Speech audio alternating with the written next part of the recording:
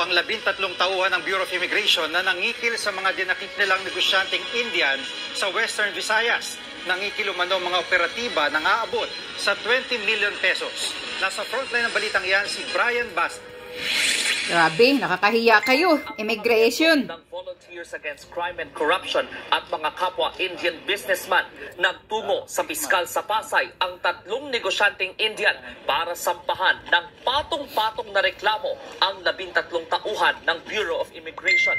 Dahil yan sa pangingilin na aabot sa 20 million pesos sa mga dinakip ng Indian nationals sa Western Visayas. Naghain sila ng reklamong kidnapping, grave coercion, serious illegal detention at robbery by extortion. Ayon sa BI, February 22, nang arestuhin ng mga taga-immigration ang 16 na negosyanteng Indian sa Iloilo at sa Antique. Undocumented aliens daw ang mga ito at nagnenegosyo kahit walang work permit. Marami rin daw sila umanong na biktima ng money lending na 5-6, bagay na pinabulaanan ng abogado ng mga negosyanteng Indian. Obviously, palusot lang nila yon. Ang mission order na yon, nakalagay ang mga pangalan dapat kung sinong uulihin. Pero pag tinignan mo rito yung mission order, yung mga kliyente ko, hindi kasama ang pangalan doon. Makakahiya, oh. Ito, Talaga, ito, nakakahiya. Sobra. Ka mga Kung bakit nakakahiya? kapal Nakita nyo to? ng mukha. Pinagmalaki pa, oh. Meron pa silang meme mula sa Bureau of Immigration. BI agents, NAB 16 illegal. Ayan. Pinagmalaki pa nila, may accomplishment sila. Oh my gosh. Tapos yun pala, kasi alam nyo yung mission order, alam nyo sa kapulisan o kahit sa anumang uniform personnel, dapat very specific yan, yung mga search warrant. Kaya Hindi pa pwedeng pag binigyan ka ng search warrant, lahat na isi-search sa'yo, hindi. Very specific yan. Specific nga kung ano yung hinahanap eh. Hindi ka pwedeng kumalkal ng kalkal. Pati sa kung anumang mga warrant o kung anuman, kailangan napaka-specific niyan pag may mission order. O ito, sinasabi nga nung abogado dito, bakit iba yung pangalan nung hinuli nila? Yun. Diba, kawawa naman yung mga insan, ano? Yun, ganyan yun. Kaya, aywan ko sa inyo. Hindi ko naman sa inaapi, nakapanood ako ng ng mga Indian vlog. Sabi ko, buti na lang, may ganito rin pala sila. Sa India, talaga nga namang mapapaganong ka. Kaya pala sila gumaganong-ganon. Kasi pag nagpunta ka doon, talaga mapapaganong ka sa traffic din nila. Pati sa mga pagkain nila. Mannerism yan. Banat ba? Ganyan lang ugali. Style nila yan. Tayo pang nang scam sa kanila. Mas lalo pala tayong scammer kaysa mga Indian. Ito, wag ko kayo magagalit Pasensya na sa mga Indian Sana naman walang nanonood na Indian dito. Doon sa mga vlog na napapanood ko, marami ring scammer sa India eh. Doon sa mga napapanood kong vlog marami din doon scammer sa India. Mantakin mo yung mga scammer sa India, in-scam din natin. So tayo ang top. Tayo. Number 1 scammer tayo kaysa Indian. Sa India. Yun. Sabi nito ni Warbisdak, John and Ann, nasa Korea ngayon, yummy si Ann. Siguro pinapanood mo yung mga nagpupunta-punta sa beach si Ann, ano? Ganun yun. Megus ka. Nakakahiya kayo. Hindi, totoo naman mantakin mo, scammer na, in-scam mo pa. Anong tawag mo dun? Tayo ang the best scammer of all. Correct. At mantakin mo, yung scammer nasa gobyerno. Philippine scammer, nasa gobyerno, nakakahiya kayo, immigration. Saan ka nakakita ng ganun? Kaya, alam nyo, mga Pilipino, tayo na ang number 1. Bakit? Yung mga scammer, in-scam na natin eh. Yung mga scammer pa natin, nasa gobyerno. Correct. O, di number 1 tayo. Number 2, scammer India. Nigeria, number 1. Pero tayo, ngayon na ang number 2 siguro. Top na tayo sa scammer. Yan. Yan. Pilipinas, baka tayo na ang top sa mga scammer.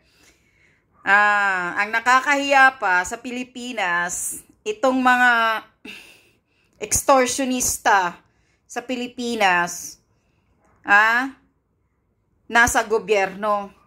Mantakin nyo, immigration, di ba kayo nahihiya nito? Maibabalita ito sa buong mundo. Na ganito. Kasi itong mga tao na to, maibabalita nila yan sa kanilang bansa. Tapos, siyempre, kakalat yun, ganito, mag-iingat kayo dyan sa Pilipinas na mga immigration dyan.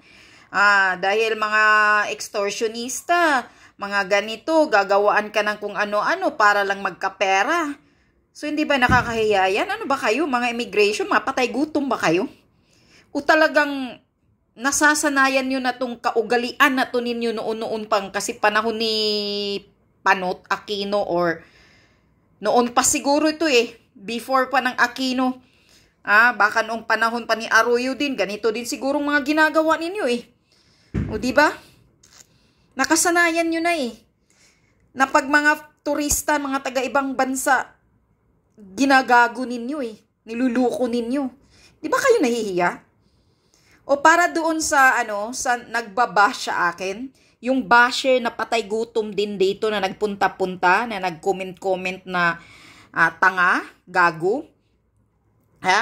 Ito, tong mga immigration na to? Mataas ang pinag-aralan ng mga ulol na to. O, tanungin mo sila kung may pinag-aralan ba sila. Bakit ganyan ang ugali nila? Mga scammer, mga extortionista, manluloko sa mga turista. Yan. Ulol, tanungin mo ang mga immigration. Ang pinag-aralan, sabihin ko sa'yo, langya ka, hindi mo yan. You don't count sa pinag-aralan. Dahil kahit gaano ka-professional ang tao, pag ang ugali ng tao ay isang gago-gago ka talaga, manluluko ka talaga. Yun. Pag ang taong demonyo, kahit gaano kataas yung pinag-aralan mo, hindi mababase yun sa pinag-aralan, nababase yun sa ugali. Ugaling basura, ugaling dugyot, katulad mo, katulad ninyo, mga walang nagawang nagko-comments ng mga tanga. Okay? Tong immigration na to, ang taas-taas, pag naka-duty, nakakurbata, ang linis-linis tingnan kasi puti yung uniform. Nakakurbata, yun pala. Nakakahiyang kaugalian. Hindi ba kayo nahihiyan yan? Tapos, ikaw, kuting, BBM, kumbinsi ka ng kumbinsi ng mga, ng mga investor. Mayroon bang mag-i-invest sa Pilipinas kung ganito yung naririnig nila na sa immigration pa lang, ganito na ang mga immigration officer, mga extortionista na, manluluko na, tapos magnanakaw na ng mga gamit sa bagahe? Mayroon bang mga investor na magugustuhan yung ganitong klaseng bansa na ang daming issue? Nasa gobyerno pa naman kayo. Di ba kayo nahihiyan yan? Nakakahiya kayo talaga sa totoo lang. Immigration. Palpak talaga kayo, kaya itong DOTR na si Secretary, sino yan? Dapat mag-resign ka na kung hindi mo madidisiplina itong mga taga-immigration na ganito ang binibigay na kahihiyan sa mga Pilipino. Nadadamay tayong lahat kasi Pilipino tayo Ma-generalize ng buong taga-ibang bansa na ganito ang mga Pilipino, mga manluluko, mga extortionista, mga magnanakaw. Hindi ba nakakahiya yan? Nakakasira ng dignidad bilang isang Pilipino. Kaya kayo mahiya-hiya naman kayo dyan, mga taga-immigration.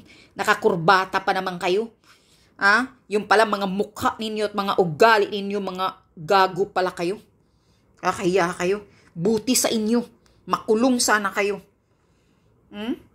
Makulong sana kayo, mga extortionista kayo.